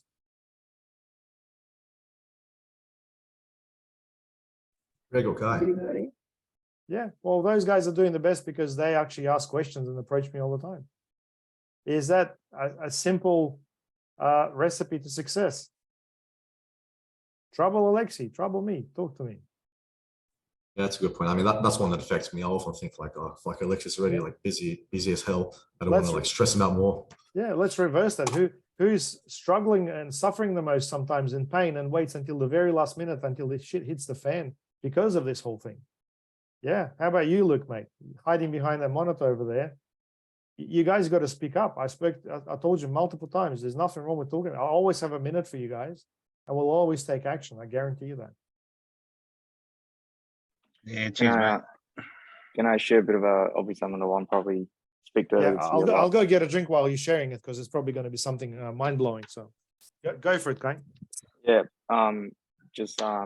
yeah, like Alexei is definitely extremely busy, but sometimes you give him a quick call, you say he's on something else, and he probably can't have a deep conversation with you. No matter if it's personal wise, business wise, I think he's more than happy to talk to you.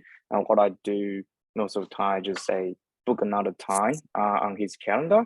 So I'll send you an invite on the calendar, and he'll let me know if you got accepted or not. And he didn't respond back to you, just give me a call, even texting or something. And then when he had a minute, hopefully, and then he will let you know is that realistic or not. I think that's probably the one of the suggestion I'll have. You know, like if you feel like, oh, I don't want to, you know, call it straight away, he probably on top something else, and he's probably in a bad mood or a good mood, whatever it is. Just send me a calendar link invite, and wherever is empty. And sometimes even just doing the after hour or early before the work hour.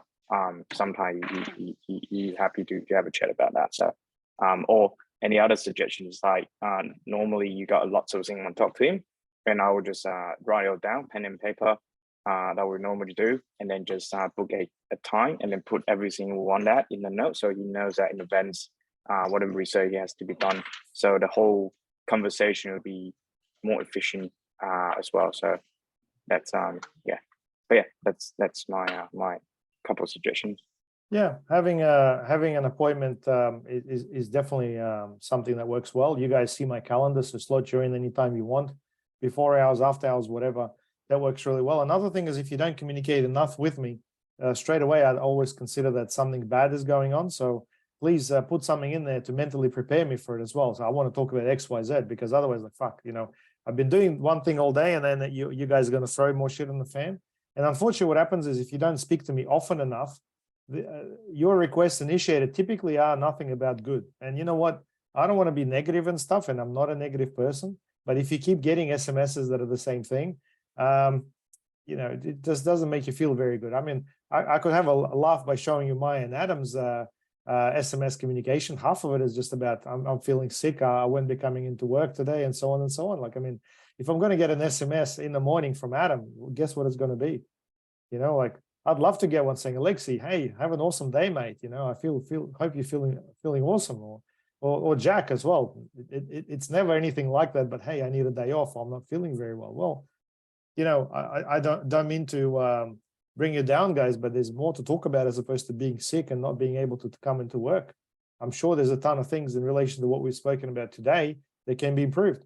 Hey, Alexi, I'd like to talk to you about, I don't know, secure locks. I want to talk to you about, you know, XYZ. Like, why is it that there's never conversations about work, but essentially you coming to work? Why is it always about you that we communicate about outside of everything else as opposed to the actual accounts?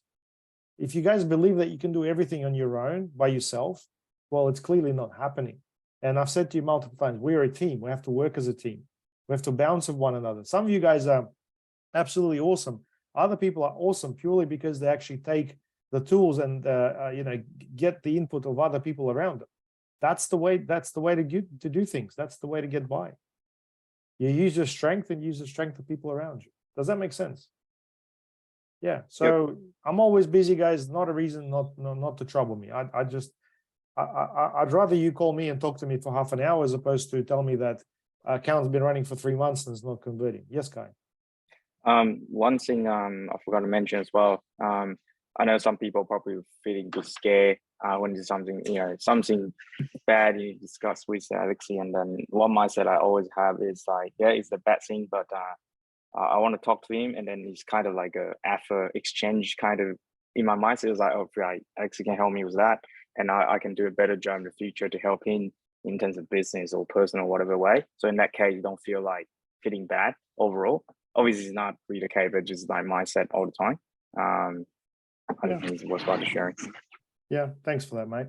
And yeah, another one is I'll do it all myself, being overly optimistic. I get this a lot. People like, hey, I need to work on this landing page. I'll do it all myself. And then what happens, the day runs out.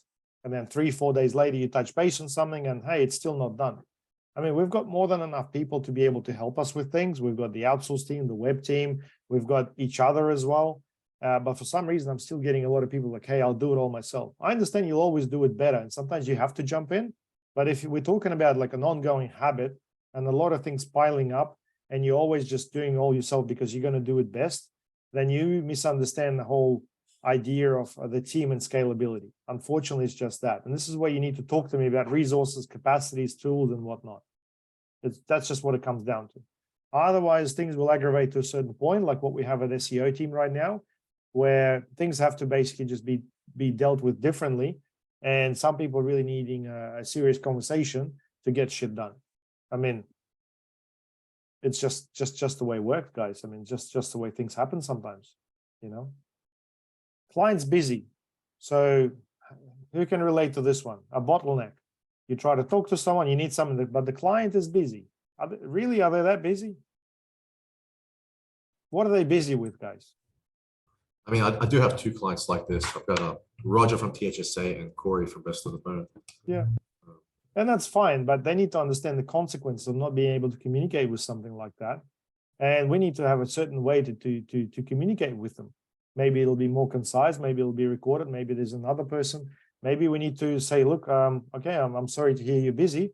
I'm just going to put everything on hold right now until you're not busy. Like if we're keeping you so busy and you can't help us resolve this critical issue, then why don't we put everything on hold so you're not going to be as busy?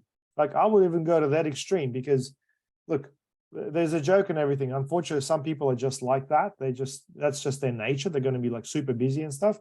But okay, let's be honest. We had COVID happening. People have had so much money being given to them and they had used up all their savings and whatnot. A lot of businesses have made so much money, but do you see every single client of ours buying themselves new trucks, houses, and everything else? No. Why is that? Because they use the old approach, the old mindset to work the work that's coming through as opposed to actually build up their business. So it doesn't matter how good or bad the economy is. If your approach is wrong, if you don't understand the idea is not to work in the business, but on the business, and you're a business owner, then you've got a problem with your head, not with your time.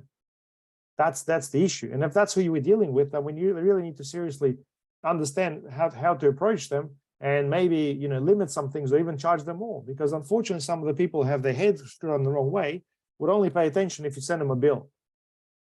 Hey, I'm doubling your marketing because, what we're doing is double that. Or potentially we need to cut back half because we can't deliver this. Like, there's got to be some critical points in this to get their attention. Otherwise, it just doesn't work. You have to understand, guys, a lot of the entrepreneurs that we deal with, they're not normal people. They're crazy people. Like, they don't think like you. They don't think like me. And maybe I'm crazy as well, but they're not gonna pay attention to something that's $50 or $100.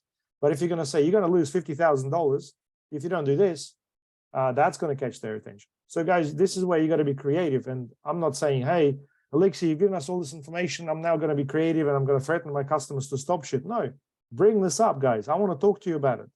Bring this up. Seriously, let's talk about it, because I don't know anything about it. We've got these meetings and none of this stuff comes up. I don't even know. I hear that Luke says, I try to talk to this guy and best of the bone is going okay, it's busy, account's going fine, and then it's like, oh, has the problem gone away? Did we get what we wanted to get? What's going on? And then the next thing I see is I visit their website and I see that ugly pop-up that's got name and email and the freaking coupon voucher. Why would I opt in if the voucher is there? Like, to me, that sounds like crazy, like, so I can tell you there's a crazy person behind that business. So there's no need to bloody double check that. Corey's very crazy, mate. I know I can get onto him as a text and he might reply about freaking 4 days later. Now. Well, I'm telling you, the only way to get through to the truth is to start a discussion, guys. Okay. Anyway, let's keep going. Bottlenecks. How's it all going? Well, that's a good one as well. I ask this all the time at the meetings. How's it all going? Everything's going good. Move on, but the bottleneck is there. We just appear that it's not there. This glass in front of my face, it's not there. This is my new face. Like that's how we behave. We just imagine that things are not there. And I don't know, like, if you're being overly optimistic, which is point number 2 here, or Alexei's too busy to ask you a different question, but we can't keep going like that, guys. If someone drew something naughty on your face, or, something not nice, you got to address it. You can't keep going like that. If you got a dick drawn on your face, guys, and that's how the whole situation looks, you got to address it. Come on, seriously. Like, let's be honest. Some clients have got a dick on their face and you have to address it. You can't just keep going with it. I know it's late in the afternoon, guys, so I have to try to wake you up a bit. I've asked the team and they never go back to me. How about this one? That's what happens with reply all. Don't get me started on this again, please. The team, the bottleneck is the team. I've asked someone, I did something. I'm the good guy here. I'm doing awesome, but that guy over there didn't follow through, didn't do something. Well, what good is that, guys? Did we help the client? Did we resolve the problem? You being the good guy in the situation, the team's failing. Is that really the outcome? Is that really what we want? I see that as a bottleneck a lot. Hey, the team, let's blame the team. You may feel better like that because some people sometimes need a reason. Like, hey, yeah, they're the problem. I'm not the problem. I'm going to go back on a Friday afternoon. Awesome, not stressed. Well, not cool, guys. Parkinson's law. Let's check Adam. Adam, you're awake. What's Parkinson's law, mate?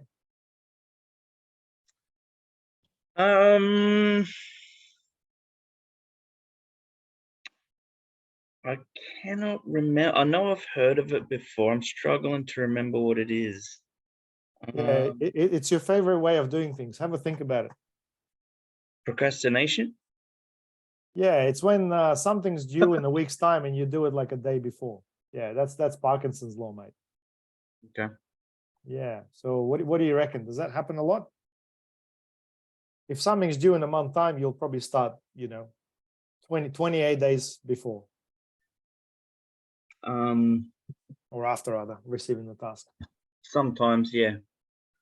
So it's a normal thing, guys. If we get a deadline for an assignment at university, typically we start doing it, I don't know, 1 or 2 days before the day due, right? And that's where the deadlines are really important. Sometimes it's important to set a deadline a little bit sooner. That's how the Parkinson law can be tricked. But it just happens. Hey, this bill is due on, this bill over here is due on the 5th of May. So I'm going to pay it on the 5th of May.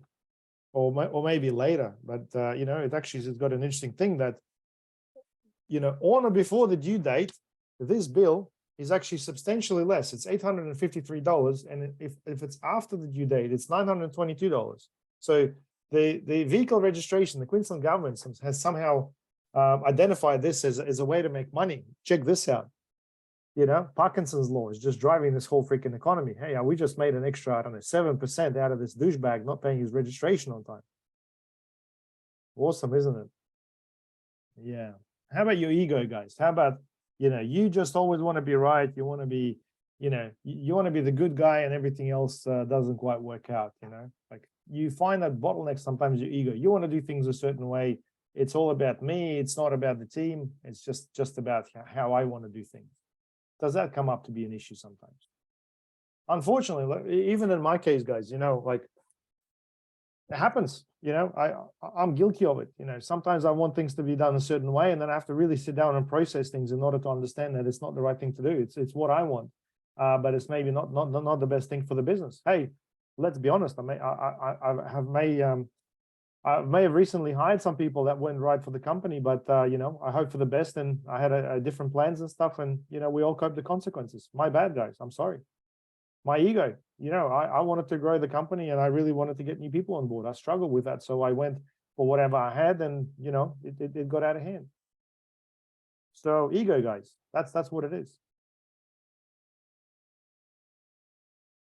So do better. So what can we do better in resolving bottlenecks?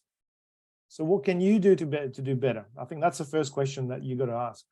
How can you address the problem? The second one is, what can we do as a team to address the problem? Not the other way around, guys. What can the business do to do better? Because if we can actually look at the business and the business resolving something, that's completely another stage. And then what can the client, you know, do better? I should probably check my slides before I do this next time. But before we project things onto the client, think what you can do, what we can do, and what our business can do. Because I think sometimes we actually want the client to, you know, it's either us or the client, but we don't want to sort of take the personal blame for things as well. I think you really need to understand that you are the guy who is behind the wheel. You know, we are driving each areas of our business in a certain way. We are working with some people, and it's only up to you to do things that can be done in a lot of a better way. Voila, questions. Let's talk about it. You've lasted through this long and painful presentation, guys. Questions? No questions. I think just yeah, like sort of what Kai was saying, like you just got to turn some of the stuff into process and start using it. That's probably the yeah. Do you guys all understand the motivation for this meeting, and the importance of it? Yeah, absolutely. Yeah. So what's your? Yeah, go on. Yeah, I think it's really important and critical. I mean, probably for some people, you know, to the point, if you're like, you got lots of things to be done, like, you know, I got tons of email replied today and work haven't been touched at all. However, I think it's just like, if you're looking longer term, we don't change the process and we don't have these kind of discussions, and we probably could be out of business, and then we're probably going to something very critical in terms of business as well. Hence why I think, yeah, it's definitely worthwhile the whole day. And I'm sure we'll probably talk more about in the boot camp, the one we're going to do earlier. I just want to use this as a chance to talk about one of my struggles as well. I think, Alex, your one of your philosophy is always like learn things and do things and then teach things, right? And then for me, I think I'm pretty good at learning. I'm pretty good at doing it most of the time, but I'm pretty suck at teaching. And hence why, you know, I got tons of tools, tons of you know, frameworks or whatever things from multiple different sources, and I'm just not really good at sharing that information with the team or get a feedback from the information. Is part of your bottleneck you mentioned earlier, like, oh, the team never get back to me, and then, you know, I could have the mindset just like, I'm doing great, you know, I got headhunting from another company, offer me, I don't know, 350 to whatever times more what I get paid. But, you know, it's not a matter about that, but like, you know, that means that I'm doing a good job at the moment in my space. But how can we, you know, sort this out in a way which is, I'm really struggling and I really want to resolve it. And I'm sure, like, if we can share that, like what is successful in SEO, what is successful in Google Ads, what's successful in the web team, and we can communicate more efficient and sharing those kind of information, working together as a team, instead of like, I'm doing my job and the rest is not my business. I don't know. I should, to someone else, and that's all. And I'm happy. Do you have any suggestions or maybe some directions? Can give it to me, or maybe people in the team also struggle as well. Well, that's a really big area of what happens sometimes. The whole thing about personal success, growth, and everybody else is a bit of a. There's no simple answer I can give you, Kai, except for you may feel good and you may preserve your relationship with the client or somebody else, but what good is it going to be if that client's not going to continue working with us as the company? So I think it really needs to depend on your goal. What is it that you want? Are you looking for friends? If that's what you're looking for, yeah, continue the way you're doing things. But if you're thinking about potentially preserving the relationship with the company, which is more about the professional reputation of the whole thing, and look, sometimes things are critical, sometimes they're not, and oftentimes it's a situation that's not very critical, where the client may trust you because they work with you, but they'll be having a whinge about somebody else on the team. Oh, this person didn't get back, or I didn't understand, or something was delayed. Well, I can take that feedback, but I'm always going to stand up for all of you guys. If someone doesn't understand something or miss something and so on, it comes down to communication. Why is the client telling me about the problem as opposed to telling that person that they're having an interaction with? Why are they telling you? What does that tell you about their character? I mean, I just don't think it's a very ethical thing to do overall. Like, I mean, you're talking about behind somebody's back where it actually concerns their performance and, direct involvement within the business. I can hear that someone's typing, guys. It's really annoying because, I'm trying to talk and for some reason, guys, like half of you don't have the cameras on for whatever reason, but I'm trying to have a pretty serious meeting here, guys. And you still want to, like, despite the fact that I've asked you not to work, you still want to keep working, guys. So, I mean, what's the agenda, guys? Like, is this a respect issue? Is Kai asking a stupid question right now, or somebody else wants to answer it? Like, why are we behaving like this, guys? Like, we're all mature adults right here, guys. Seriously, I've asked for things, twice. I'm not going to ask you again. I'm trying to answer a question. It's an important one. If you have a different way to address it, please, the mic is open. Leader, Sam, Adam, whoever's typing, please answer the question.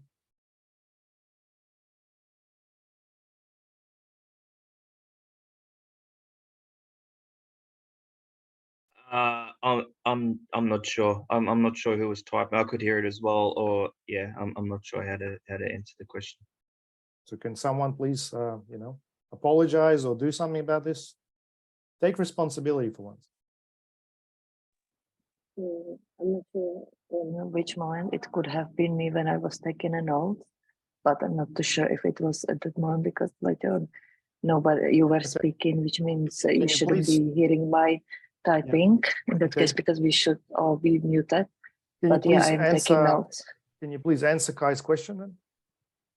So I wasn't really hearing specific questions. We would ask for advice in a way. I don't have advice for him, but yeah. So please, guys, concentrate. Okay, that's all I want from you at this point. I'm just taking notes of this meeting. Like when I hear something interesting, I'm just taking a notes. Well, if you're taking notes, but you're not listening to the answer to the question, how is it going to help?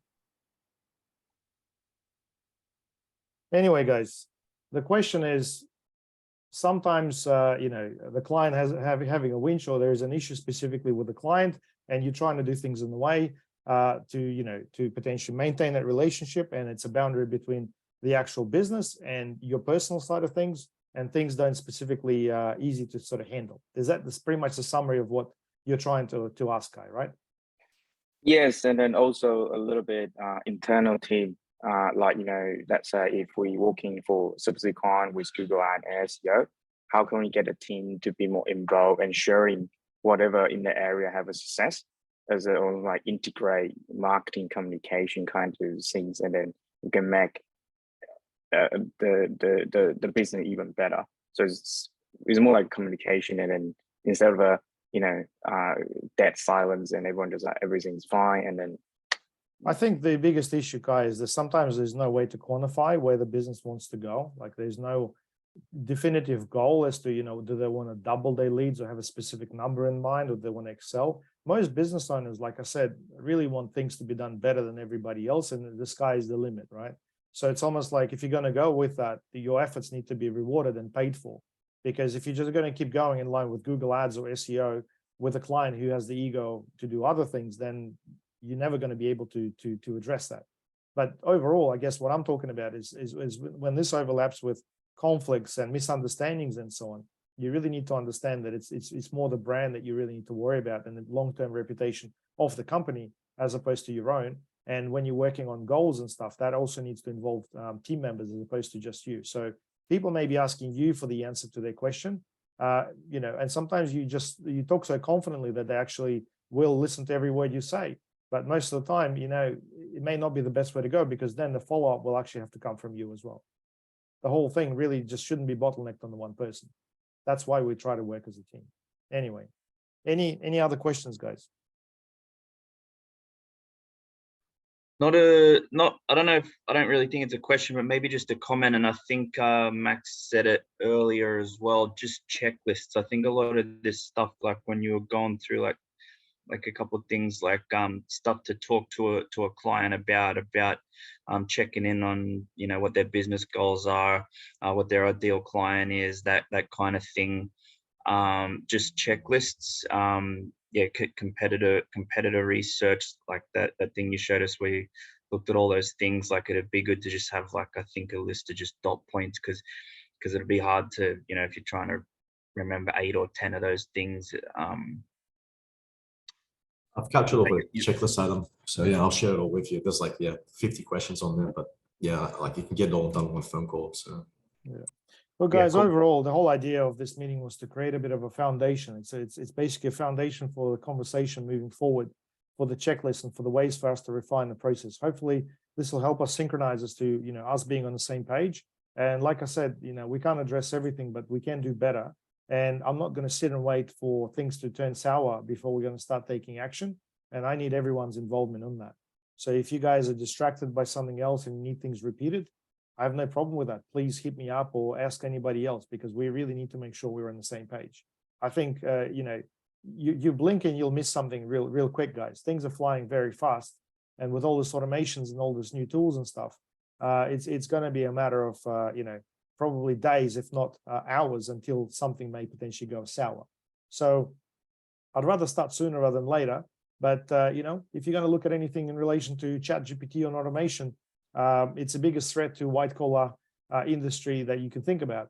And the first people that come in line is web development, graphic design, content writing, and marketing. So we guys fall into quite a few of these categories. And if anything, I can see how we can benefit from that. So if we're going to continue going with the way we're going, without understanding the actual recipe or the problem that we're solving and only focus on execution, I've got bad news for you guys. This whole thing is going to go away real fast. I can get into ChatGPT right now and generate a website in Cold Fusion or any other languages in a matter of minutes, write up the content, load it up into a server, and within an hour, I'm going to have a website on a platform I've never dealt with before. That's what we're dealing with right now. So if people learn how to ask things, and if they know how to deal with it, that's what they're going to get. The only issue and the only thing that's going to prevent us from that is having the recipe and the secret sauce to the process of what it is that we're actually resolving. What is it that we're doing is all about understanding the client, their needs, the technology, and the outcome. So it's almost like out of those things, 25% is them getting automated. It's just a matter of time, guys. We have to embrace it, factor that in, and whatnot.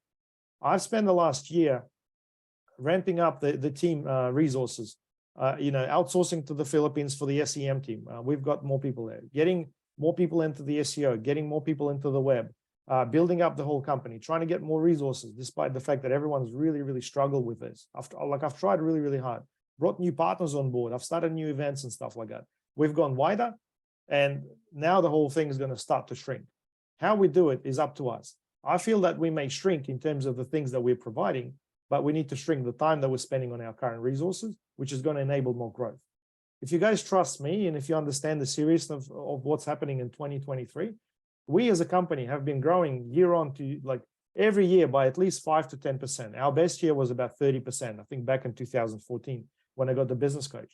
So whatever it is that we've done so far has mainly been driven by luck, partnerships, and my intuition so far. And my intuition is telling me right now that we got to address this and think this through from all these points of concern, because they are on the other side. You guys have got your head down so much thinking about the tools, the execution, the specifics of what it is that you do in the metrics. And I'm telling you guys, zoom out and see the bigger picture, because half of it has got nothing to do with the tools. It's got to do with a bigger problem. It's got to do with who the target market for the business is what's happening with the target market. It's the actual message. It's what the business is promised. It's what the business is not doing. Just think about it. Google wants to use the website and bring out all the points and run ads around that. It's got no information about how to do things different. This is doomed to fail, guys. This is a golden opportunity for our clients to do a lot better. If everyone's automating and cutting back on things, we can pick up good customers to do things differently. And this is pure common sense, guys. It's not rocket science. I'm not asking you to learn something that you're not familiar with. It is really simple. You as mature adults should know half of these things at least. All I need to do, guys, is for you to work with me, to talk to me, and please just focus, guys. I know there's a lot of distractions. I know there's a lot of other things as well.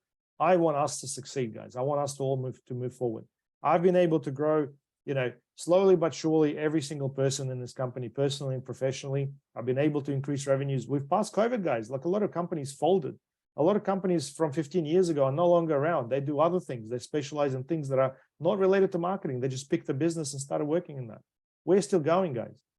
So you need to understand, you need to think about this in bigger sense. You need to understand where we're going. I enjoy working with every single one of you guys, but you need to understand there's more to what we need to do. And we need to start with a conversation, right? And if we don't have the conversation, well, I can only hope that you guys get it right. That's just the simple reality of it. And I guess with our outsourced teams and stuff, one of the reasons why we got those teams is I'd rather be able to shrink and sink them as opposed to sink you guys. That's one of the honest, brutal truth I got to tell you today. Rather than be able to take work away from you, I'd rather take it away from them. With all this automation, unfortunately, it's coming their way. So I just have to share that with you guys. It's unfortunately part of my, critical plan, if you like, in order to keep us all going and make sure that we keep growing and we've got a future and, we do things better. I think in the next 5 to 10 years, things will definitely turn around for a lot of businesses. But you know what? I've got bigger plans than that. And you guys are part of that plan.